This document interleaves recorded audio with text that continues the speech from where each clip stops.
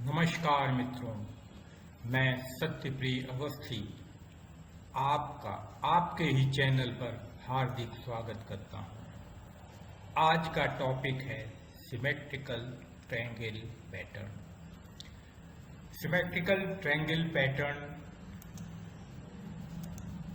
के लिए आपको मैं चार्ट पे ले चलता हूं। अब इस चार्ट में आप देखिए कि जो शेयर प्राइस है वो एक दायरे में मूव कर रहा है। अगर हम लोअर साइड में लोज को मिलाते हैं तो इस तरह से ये हायर लोज मिलते हैं।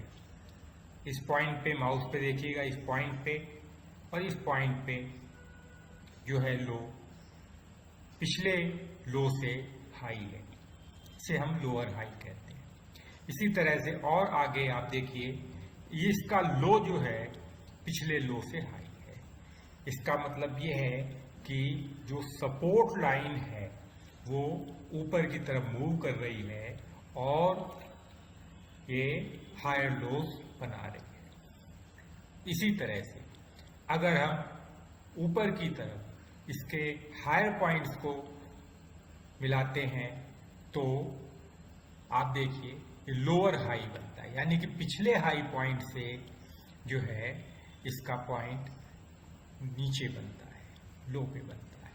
यानी जो ये रेजिस्टेंस लाइन है ये लोअर हाई बना रही है। जहां पर ये आप अगर आगे तक इसको लाइन को मिलाते हैं, यानी सपोर्ट लाइन को और रेजिस्टेंस लाइन को और आगे तक ले जाते हैं तो एक पॉइंट पे जाके ये दोनों मिलते हैं, जिसे हम एपेक्स कहते हैं। धीरे धीरे क्या हो रहा है कि आप इसमें देख रहे हैं कि स्टॉक का वॉल्यूम भी कम हो रहा है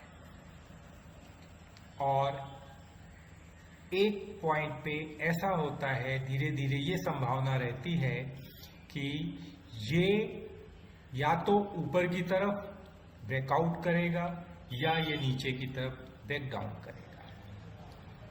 ये चूंकि सपोर्ट लाइन भी नीचे से ऊपर की तरफ जा रही है और उधर जो आपकी रेजिस्टेंस लाइन है जहाँ पे सेलर्स बैठे हुए हैं, सेलर्स जो है वो बराबर इसमें सेलिंग करते जा रहे हैं, तो ये एक पॉइंट ऐसा पॉइंट बनता है कि इसके आसपास ब्रेकआउट या ब्रेकडाउन की संभावना बन जाती है। इस टाइम में आपको ये देखना होता है कि किस डायरेक्शन में मूवमेंट हो सकता है। अब इसमें हम कुछ पॉइंट और देखते हैं कि क्या होता है सिमेट्रिकल ट्रायंगल में। अगर और हम बारीकी से देखना चाहें, support is going up, resistance is going down, volume down down होता चला जा रहा है और ब्रेकआउट किसी भी डायरेक्शन में हो सकता है, any direction.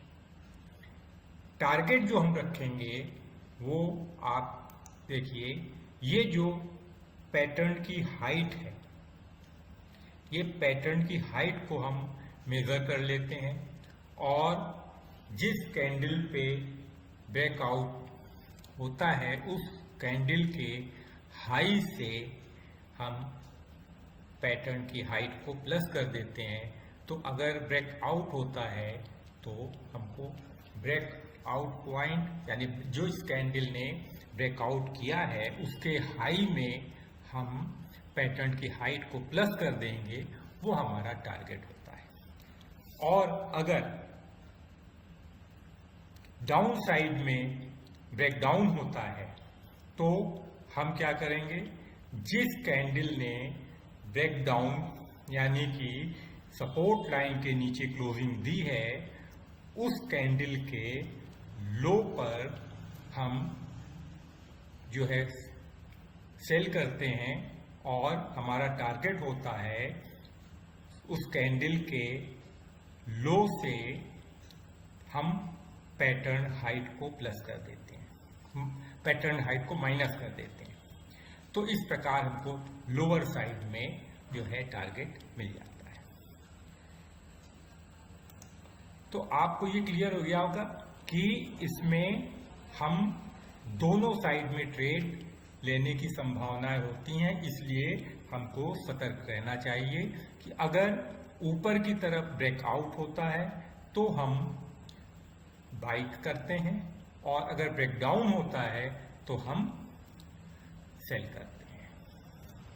Technical analysis is more effective for swing trading और शॉर्ट टर्म ट्रेडिंग। इंट्राडे में उतने इफेक्टिव नहीं होते हैं ये, यहाँ पे ये स्विंग ट्रेडिंग के लिए ज़्यादा इफेक्टिव है। इंट्राडे में अगर करना है तो in intraday trading you can use it like a confirmation along with other tools. तो इस प्रकार से हम सिमेट्रिकल ट्रेंडिंग को एनालाइज करते हैं। अब हम आपको चार्ट पे दिखाते हैं कि इसमें कैसे हमको ट्रेड लेना है। ये रिलायंस इंडस्ट्री का चार्ट है। इसमें आप देखिए कि हम हमारे माउस पे ध्यान दीजिएगा, ये जो है सपोर्ट लाइन पे देखिए धीरे धीरे ये क्या इस पे जब मिलाते हैं तो आगे जाके इस पॉइंट पे ये मिलती है। इसी तरह से हम अगर हाईएस्ट को मिलाते हैं तो ये आपका इस तरह से रेजिस्टेंस पॉइंट पे कैंडल आती है और ये एपेक्स बनता है। इसमें देखिए 1 2 3 4 5 6 7 टाइम्स इसने सपोर्ट लिया है। इसी तरह रेजिस्टेंस में 1 2 3 4 5 6 टाइम इसने जो है रेजिस्टेंस में लिया। इसके बाद जाके इसमें यहाँ पे ब्रेकआउट हुआ है। अब ब्रेकआउट हुआ है तो हमको जो परचेज करना है वो इस कैंडल पे करना है, इस कैंडल के हाई पे कर सकते हैं। और टारगेट कैसे सेट करना है, ये जो पैटर्न की हाइट है, इस पैटर्न की हाइट को हम यहाँ पे प्रोजेक्ट कर देते हैं। एक तो टारगेट हम यहाँ पे सेट कर सकते हैं, ठीक है, कि जिस कैंडल पैटर्न कैंडल मैंने जो पैटर्न की हाइट है वहाँ पे हमने एक ये ट्रायंगल बनाया रेक्टेंगल और इसको ही प्रोजेक्ट कर दिया और इसके हाई से हमने एक लाइन ड्रॉ कर दी जो हमारा एक टारगेट है। दूसरा तरीका ये है कि अब इसको इसका एक क्लोन बना के हम सीधे यहाँ पे प्रोजेक्ट कर देते हैं जिस कैंडल पे हमने बाई किया है उस कैंडल के ऊपर जो है आप लाइन खींच दीजिए, ये हमारा टारगेट लाइन हो जाती है। इस तरह से हम दोनों टारगेट सेट कर सकते हैं जो भी आपको सूट करे, और आप जैसे प्रैक्टिस करते हैं तो भी आपको क्लियर होगा कि ये टारगेट मिलने की संभावना ज़्यादा रहती है क्योंकि ये थोड़ा नीचे है और इसकी थोड़ी कम रहती है क्योंकि ये ऊपर है, लेकिन ज़्यादातर टारगेट इसमें मिल ही जाते हैं। इस प्रकार से हम सिमेट्रिकल ट्रायंगल पैटर्न के एनालाइज करते हैं। और भी चार्ट में आप इसको कर सकते हैं जैसा कि आपको मैंने बताया है। पहले भी कहता रहा हूं कि पहले आप किसी भी पैटर्न की या किसी भी एनालिसिस की प्रैक्टिस कर लें और उसके बाद में पेपर ट्रेड करें, और जब आपको चीज़ें समझ में आने लगती हैं तब आप इसमें रियल मनी को लगाएं, क्योंकि पैसा लगाने के साथ में आपको ये ध्यान रखना है कि जो पैसा मैंने लगाया है, जो कैपिटल मैंने लगाई है, वो कहीं ऐसा ना हो कि हमारे गलत स्टेप से वो कैपिटल खत्म हो जाए।